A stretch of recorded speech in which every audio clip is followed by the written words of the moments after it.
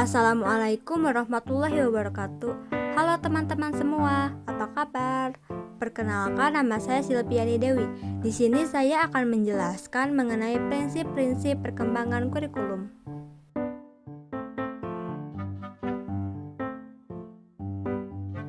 Konsep pengembangan kurikulum. Istilah pengembangan menunjukkan kepada suatu kegiatan yang menghasilkan suatu cara yang baru, di mana selama kegiatan tersebut penilaian dan penyempurnaan terhadap cara yang diinginkan terus dilakukan.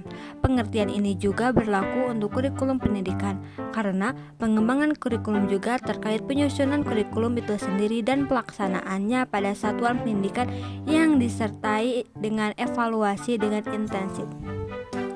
Rumusan ini menunjukkan bahwa pengembangan kurikulum adalah perencanaan kesempatan-kesempatan belajar yang dimaksud untuk membawa siswa ke arah perubahan-perubahan yang diinginkan dan menilai hingga mana perubahan itu telah terjadi pada diri siswa.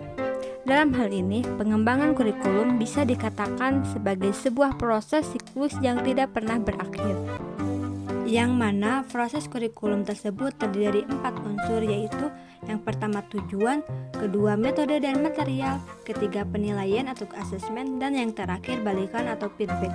Kegiatan pengembangan kurikulum di dalamnya mencakup perencanaan, implementasi, dan evaluasi.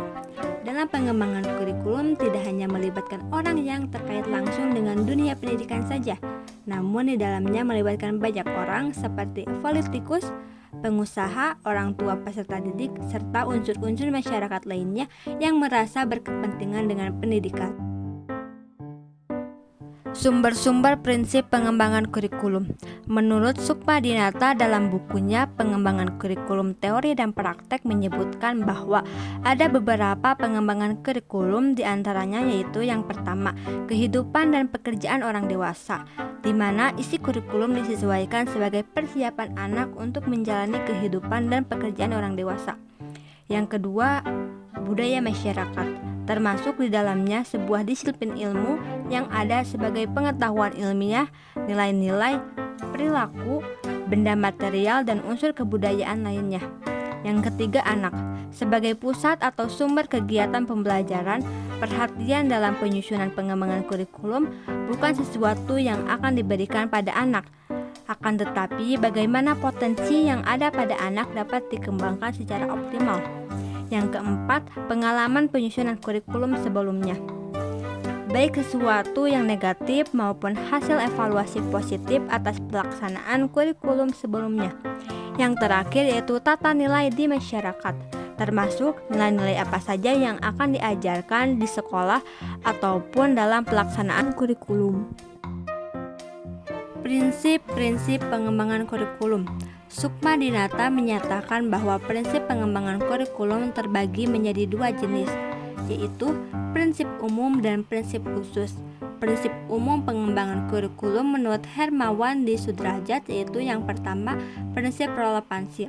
Relevansi memiliki makna sesuai atau serasi.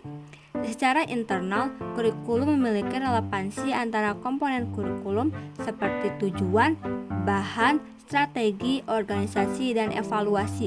Sedangkan secara eksternal, komponen itu memiliki relevansi dengan tuntutan sains dan teknologi, tuntutan dan potensi siswa, serta tuntutan dan kebutuhan pengembangan masyarakat. Yang kedua ada prinsip fleksibilitas. Prinsip fleksibilitas menunjukkan bahwa kurikulum tidak kaku. Hal ini berarti bahwa di dalam penyelenggaraan proses dan program pendidikan harus diperhatikan kondisi perbedaan yang ada di dalam diri peserta didik. Yang selanjutnya ada prinsip kontinuitas. Prinsip kesinambungan dalam pengembangan kurikulum menunjukkan adanya saling terkait antara tingkat pendidikan, jenis program pendidikan, dan bidang studi. Lalu ada prinsip efisiensi. Efisiensi adalah salah satu prinsip yang perlu diperhatikan dalam mengembangkan kurikulum, sehingga apa yang telah direncanakan sesuai dengan tujuan yang ingin dicapai. Jika sebuah program pembelajaran dapat diadakan 1 bulan pada satu waktu, dan memenuhi semua tujuan yang ditetapkan itu bukan halangan, sehingga siswa dapat mengimplementasikan program pembelajaran lain, karena upaya itu diperlukan agar dalam pengembangan kurikulum mendapat memanfaatkan sumber daya pendidikan yang ada secara optimal, cermat, dan tepat sehingga hasilnya memadai. Prinsip yang terakhir adalah prinsip efektivitas. Dalam dunia pendidikan, masalah efektivitas dapat ditinjau dari segi efektivitas mengajar guru dan efektivitas belajar murid. Efektivitas mengajar guru menyangkut sejauh mana jenis-jenis kegiatan mengajar yang direncanakan dapat dilaksanakan dengan baik. Sedangkan efektivitas belajar murid menyangkut sejauh mana tujuan-tujuan pelajaran yang diinginkan dapat dicapai melalui kegiatan belajar mengajar yang ditempuh. Sedangkan prinsip khusus perkembangan kurikulum sebagaimana yang dikemukakan oleh Sukma Dinata yaitu diantaranya yang pertama, prinsip penentuan tujuan pendidikan mencakup tujuan yang bersifat umum dan khusus. Dalam perumusan tujuan pendidikan didasarkan pada sumber-sumber seperti ketentuan dan kebijakan pemerintah, survei mengenai persepsi masyarakat tentang kebutuhan mereka, survei tentang pandangan para ahli dalam bidang-bidang tertentu, survei tentang kualitas sumber daya manusia, serta pengalaman negara lain dalam menghadapi masalah yang sama. 2. Prinsip pemilihan isi pendidikan atau kurikulum. Dalam menentuan isi kurikulum, beberapa pertimbangan yang dapat dijadikan dasar acuan diantaranya diperlukannya penjabaran tujuan pendidikan ke dalam perbuatan hasil belajar yang khusus dan sederhana. Isi bahan pelajaran harus meliputi segi pengetahuan, sikap, dan keterampilan, serta unit-unit kurikulum harus disusun dalam urutan yang logis dan sistematis. Maksudnya ialah ketiga ranah belajar tersebut diberikan secara simultan dalam urutan situasi belajar. Yang ketiga ada prinsip pemilihan proses belajar mengajar. Dalam proses belajar mengajar, hendaklah memperhatikan hal-hal berikut ini.